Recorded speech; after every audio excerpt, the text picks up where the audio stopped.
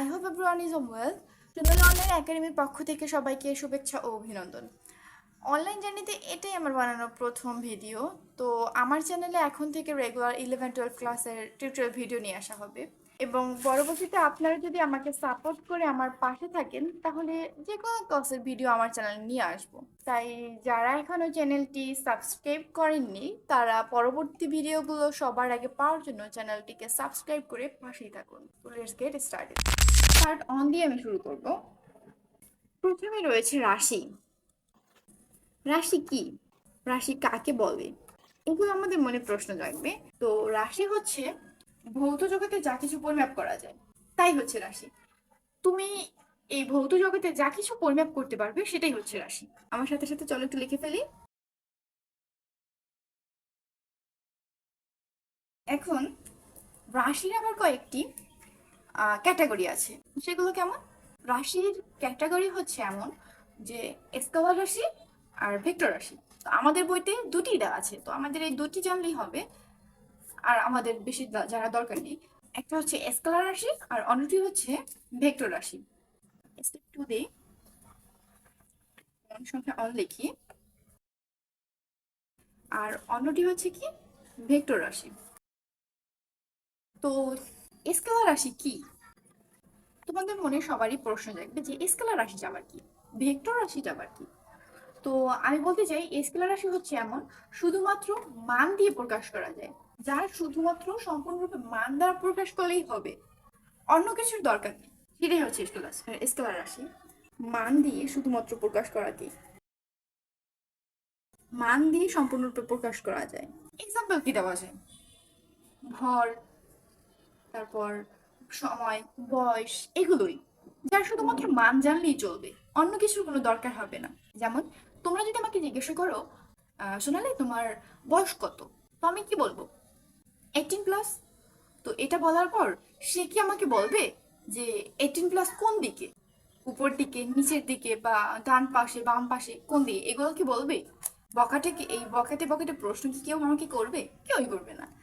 শুধুমাত্র মান জানলেই চলবে, আর কিছু জানার দরকার নেই। তো ওইটাই হচ্ছে কি স্কেলার রাশি, যা শুধুমাত্র মান দিয়ে সম্পূর্ণরূপে প্রকাশ করা যায়। তো আমরা এক্সাম্পল কি লিখতে পারি? এক্সাম্পল লিখতে পারি ভর, সময়। এবার চলো ভেক্টর রাশি কি, ভেক্টর রাশি সম্পর্কে জানি। ভেক্টর রাশি হচ্ছে সম্পূর্ণরূপে প্রকাশ করার জন্য মান ও দিক উভয়ই দরকার। সম্পূর্ণরূপে এখানে তুমি কি দ্বারা এই ভেক্টর রাশিটা বুঝতে পারবে? যেমন সরণ, বেগ, ত্বরণ, এক্সেট্রা। এখন আমাকে যদি কেউ বলে অমুক তোমার বাড়িতে আমি আসবো, আমি একটা বট গাছের নিচে আছি, তো এখান থেকে আমি কই যাব? এখন আমি যদি তাকে বলি তুমি আমার বাড়িতে আসতে হলে ওই বট গাছ থেকে 50 মিটার দূরত্বে আসো, 50 মিটার দূরত্বে আসলেই আমার বাড়ি। এখন ওই লোকটা কি বুঝবে যে 50 মিটার কোন দিকে? দিক না থাকলে ওই লোকটা কি বুঝবে? আর দিক না থাকলে সে কিভাবে যাবে আমার বাড়িতে, কিভাবে পৌঁছাবে?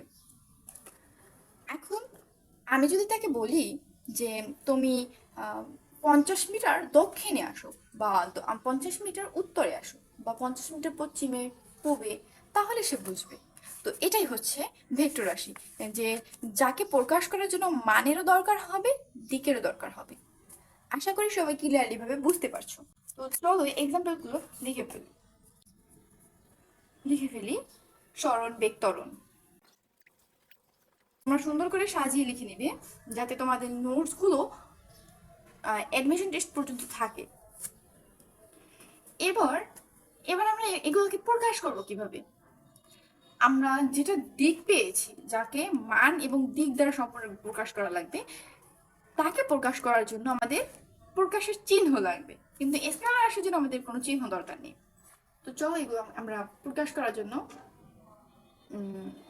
কিভাবে প্রকাশ করবো সেই চিহ্নগুলো জানি। ভেক্টরের প্রকাশ, আমি যদি এর উপর অ্যারো চিহ্ন দিই তাহলে এটা দ্বারা বোঝাবে এ ভেক্টর।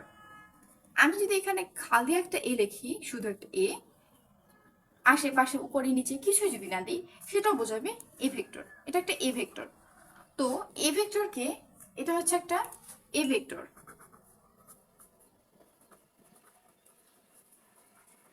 এ ভেক্টর।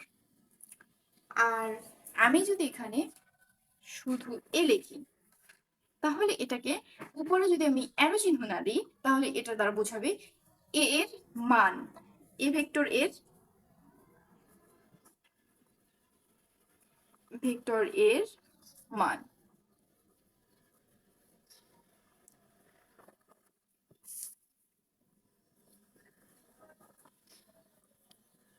এই ভেক্টরের মান। এখন আমি যদি এখানে এ মডুলাস অ্যারো এটা দিই, তাহলে বোঝাবে এ ভেক্টরের মান, এ ভেক্টরের মান নির্দেশ করবে যদি আমরা অ্যারো চিহ্ন না দিই। আর যদি অ্যারো চিহ্ন দেই, তাহলে এটা একটা শুধু এ ভেক্টর প্রকাশ করবে। আশা করি সবাই বুঝতে পেরেছো। এবার চলো মান ও মান এবং ডিরেকশন কিভাবে লিখবো। মান এবং ডিরেকশন দ্বারা এটা প্রকাশ করা যায়। এখন তোমরা যদি বলো যে মান ও ডিরেকশন দ্বারা কিভাবে প্রকাশ করব, এটা বেশি কঠিন না, একটু জাস্ট যেভাবে বুঝাই সেভাবে বুঝলেই হবে। মান ও ডিরেকশন, মান এবং ডিরেকশন।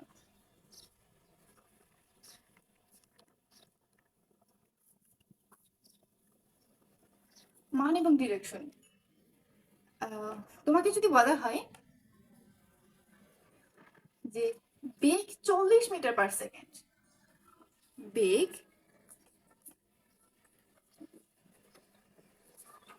40 মিটার/সেকেন্ড পূর্ব দিকে। এখন দেখো তোমার এটা দ্বারা মান বুঝিয়েছে এবং এটা দ্বারা দিক বুঝিয়েছে, তাহলে তোমার এটা প্রকাশ করা হয়ে গেল যে এটা হচ্ছে মান, এটা হচ্ছে দিক। এই আমাদের প্রকাশ করা হয়ে গেল। আশা করি সবাই বুঝতে পারছো। আমি তোমাদের বোঝানো এবং দেখানোর সুবিধার্থে আবার একটু দেখিয়ে দিচ্ছি। দেখো রাশি, রাশি হচ্ছে ভৌত জগতে যা কিছু পরিমাপ করা যায় তাই হচ্ছে রাশি। রাশির আবার কয়েকটি ক্যাটাগরি আছে। তো স্কেলার রাশি এবং ভেক্টর রাশি। স্কেলার রাশি মান দিয়ে সম্পূর্ণরূপে প্রকাশ করা যায়, যেটা হচ্ছে ভর সময় বয়স। এবং ভেক্টর রাশি যা সম্পূর্ণ প্রকাশ করার জন্য মান ও দিক উভয়ই দরকার, সরণ, বেগ, ত্বরণ, এটসেট্রা। এবার আমরা এই ভেক্টর রাশি স্কেলার রাশি কিভাবে প্রকাশ করব? তাই প্রকাশ করার জন্য ভেক্টরের প্রকাশ এই অ্যারো, এই ভেক্টরের বুঝিয়েছি। তুমি যদি এখানে বি অ্যারো দাও, সেটা বুঝাবে বি ভেক্টর। আমি যদি আমার মাথার উপর একটা তীর চিহ্ন দেই, তাহলে বুঝাবে সোনালী ভেক্টর। তোমার মাথার উপর তুমি যদি একটা অ্যারো চিহ্ন লাগাও, তাহলে সেটা বুঝাবে তুমি ভেক্টর। এটাই হচ্ছে বোঝার টেকনিক। তো এ আমি যদি খালি লিখি, শুধু লিখি, উপরে কিছু চিহ্ন না দিই, কোনো চিহ্ন না দিই, তাহলে এ ভেক্টরের মান বোঝাবে। আর যদি এ মডুলাস অ্যারো চিহ্ন দেই, তাহলে এ ভেক্টরের মান বোঝাবে। তো এই আমরা আবার মান ও ডিরেকশন প্রকাশ কিভাবে করব? তো মান লিখবো বেগ 40 মিটার/সেকেন্ড, এটা হচ্ছে মান। আমি যদি এখানে 60 মিটার/সেকেন্ড দিই, সেটা এটা হবে এটার মান। তো পূর্ব দিকে, কোন দিকে? পূর্ব দিকে। আমি যদি পূর্ব দিক না লিখে দক্ষিণ দিক দিই, বা আমি যদি পশ্চিম দিক দিই, সেটাও হবে। তো একটা ডিরেকশন থাকবে এবং মান থাকবে, সেটা হচ্ছে ভেক্টর রাশির। এবার আমরা চলো কিছু ক্লাসিফিকেশন আছে যেগুলো হচ্ছে গ্রাফিক্যাল। গ্রাফিক্যাল হচ্ছে ডায়াগ্রাম, ডায়াগ্রামের মাধ্যমেও আমরা বুঝতে পারি যে কিভাবে ভেক্টর রাশি প্রকাশ করব। ভেক্টর রাশি প্রকাশের আরেকটা মাধ্যম হচ্ছে ডায়াগ্রাম। তো চলো লিখে ফেলি, গ্রাফিক্যাল।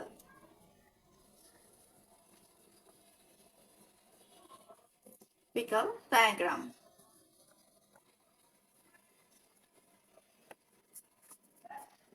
Graphical diagram. এখন আমি যদি একটা অ্যারো চিহ্ন দিই, আমি লিখলাম এ ভেক্টর। এই অ্যারো চিহ্নটার এটা হচ্ছে ইনিশিয়াল পয়েন্ট। অ্যারো চিহ্নটার এটা হচ্ছে ইনিশিয়াল পয়েন্ট লিখে ফেলো তোমরা। Initial initial point. আর এটা হচ্ছে ফাইনাল পয়েন্ট। ফাইনাল পয়েন্ট এটা হচ্ছে আদি বিন্দু, এটা হচ্ছে শেষ বিন্দু। তো এখন একটা এক্সাম্পল যদি তোমাদের দেই, তোমরা যদি বুঝতে চাও যে এটা হচ্ছে, যদি আমরা অ্যারো চিহ্নের মাধ্যমে প্রকাশ করতে যাই ভেক্টর রাশিকে, তাহলে আমি যদি লিখি যে 10,000 মিটার পার সেকেন্ড একটা রাশি, এখন তোমাদের মনে প্রশ্ন জাগতে পারে যে 10,000 মিটার পার সেকেন্ড রাশি, তাহলে অ্যারো চিহ্নটা কি আমাদের 10,000 মিটার পার সেকেন্ড রাখতে হবে? 10,000 মিটার রাখতে হবে? 10,000 মিটার কখনোই তোমরা আঁকতে পারবে না, এটা হচ্ছে একদম বোকামি কথা। তোমাদের 10,000 মিটার আঁকতে হলে কিভাবে আঁকবা, কিভাবে সেটা আমি একটা এক্সাম্পল দিয়ে বুঝিয়ে দিচ্ছি। ধরো একটা অ্যারো চিহ্ন 400 মিটার পার সেকেন্ড, এটা হচ্ছে 400 মিটার, আর এটা হচ্ছে 200 মিটার পার সেকেন্ড।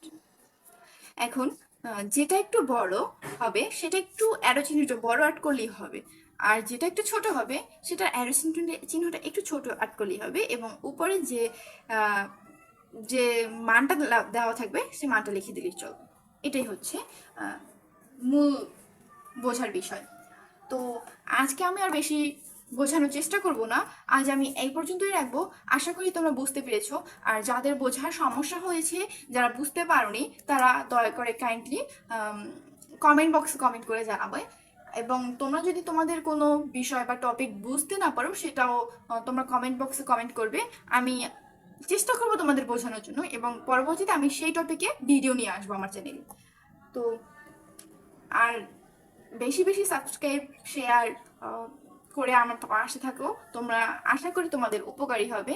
ধন্যবাদ। সকলে ভালো থাকবে, সুস্থ থাকবে। আসসালামু আলাইকুম।